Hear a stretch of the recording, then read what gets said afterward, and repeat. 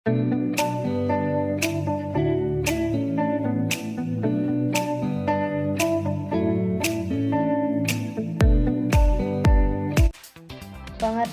diklat. Kata diklat memiliki arti training dalam bahasa Inggris yang berarti pelatihan. Pendidikan dan pelatihan diklat dapat dikatakan sebagai sebuah pengalaman untuk mengembangkan pengetahuan dan keterampilan, membentuk kedisiplinan yang menjadikan seseorang memiliki tanggung jawab atas dirinya sendiri, khususnya di dalam lingkungan tempat ia bekerja. Keterampilan sebagai sebuah proses pembelajaran dibutuhkan untuk memperoleh pengetahuan, keahlian serta keterampilan khusus serta membentuk sikap pribadi diri sendiri agar menjadi individu yang dapat dipercaya dan dapat mengembang tanggung jawab dengan baik sesuai dengan standar kompetensi pribadi instansi lingkungan pekerjaannya. Untuk mengukur tingkat keberhasilan pelaksanaan diklat ditinjau dari hasil perubahan yang dialami oleh individu selama proses diklat berlangsung. Adapun perubahan-perubahan yang dimaksud meliputi: yang pertama, terdapat kemajuan kinerja dalam suatu periode kerja tertentu yang dialami oleh peserta diklat. Yang kedua, individu menjadi sadar akan posisi serta tanggung jawab yang dibebankan kepadanya sehingga dapat bekerja secara optimal. Yang ketiga, terjadi peningkatan usaha dan kinerja yang dilakukan oleh peserta diklat.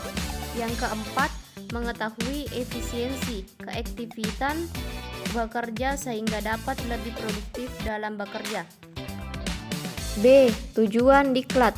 Tujuan pemberian dan pelaksanaan diklat adalah untuk mengembangkan pengetahuan, meningkatkan keterampilan, serta memperbarui nilai sikap untuk mencapai standar mutu dan kualitas yang diminta instansi tempat kerja.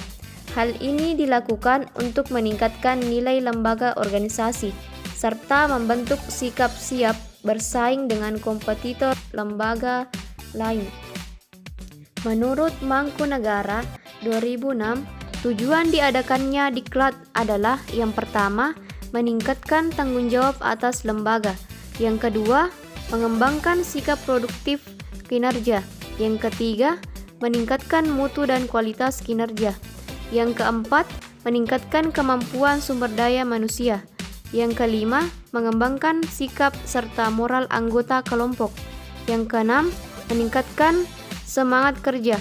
Yang ketujuh, merangsang kemampuan anggota untuk berprestasi di dalam lembaga. Yang kedelapan, menjaga kesehatan mental dan keselamatan kerja. Yang kesembilan, meningkatkan sikap pribadi anggota lembaga. C. Manfaat diklat. Secara garis besar, ada banyak manfaat yang dapat diperoleh dari kegiatan diklat yang telah dirangkum di antaranya. Pertama, mengembangkan etos kerja anggota kelompok. Kedua, meningkatkan kemampuan produktivitas anggota kelompok. Ketiga, merangsang diri untuk bergerak maju dan meraih prestasi lembaga. Keempat, membentuk sifat disiplin serta loyalitas terhadap lembaga. Kelima, meningkatkan kemampuan sumber daya anggota kelompok. Adapun manfaat pendidikan dan pelatihan yang dikelompokkan dalam beberapa bagian seperti berikut. Pertama, manfaat bagi organisasi, yaitu meningkatkan kemampuan produktivitas lembaga sehingga pekerjaan dapat dilakukan dengan cepat. Dapat menghadirkan hubungan yang harmonis dengan semangat kekeluargaan antar anggota personil lembaga. Proses kegiatan pengambilan keputusan dilaksanakan secara bijak, mewujudkan semangat kerja bagi seluruh anggota kelompok dalam instansi, mewujudkan sikap transparansi dan terbuka antar semua anggota kelompok kerja, mengembangkan komunikasi ideal yang efektif antar semua anggota kelompok, melakukan penyelesaian masalah secara kekeluargaan. Kedua, manfaat bagi individu, yaitu membentuk sikap teguh dan bijak bagi anggota kelompok ketika mengambil keputusan.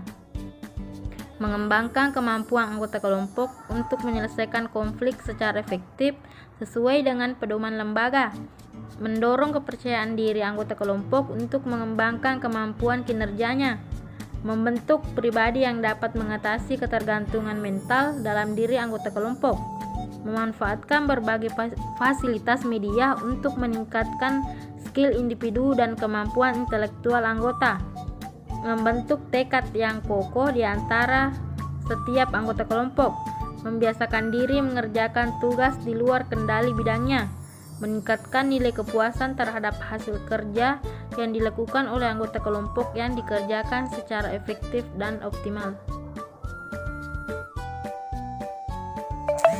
Yang ketiga, manfaat bagi kelompok kerja, yaitu menciptakan proses komunikasi yang ideal antar semua personil kerja dengan menjaga keharmonisan kelompok, menyamankan pikiran serta visi misi yang ingin dicapai bersama anggota kelompok, mentaati prosedur kinerja sesuai yang ditentukan oleh instansi yang berlaku, menciptakan suasana kerja yang baik sesama anggota, membuat lembaga sebagai salah satu wadah untuk berkarya sesuai dengan visi misi yang diharapkan.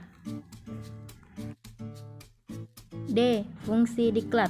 Fungsi pendidikan dan pelatihan yaitu: pertama, meningkatkan kinerja para anggota kelompok; kedua, menciptakan calon anggota yang memenuhi kriteria untuk ditempatkan pada tanggung jawab yang lebih tinggi dan sulit; ketiga, meningkatkan kemampuan penyelesaian masalah dan konflik bagi anggota kelompok ketika menghadapi situasi yang rumit; keempat, meningkatkan rasa kepercayaan diri anggota sehingga dapat bekerja dengan efektif dan optimal; kelima, sebagai proses penumbuhan intelektualitas sehingga kecemasan menghadapi perubahan di masa-masa mendatang dapat dikurangi. Sekian dari materi kelompok kami. Lebih dan kurangnya mohon dimaafkan. Wassalamualaikum warahmatullahi wabarakatuh.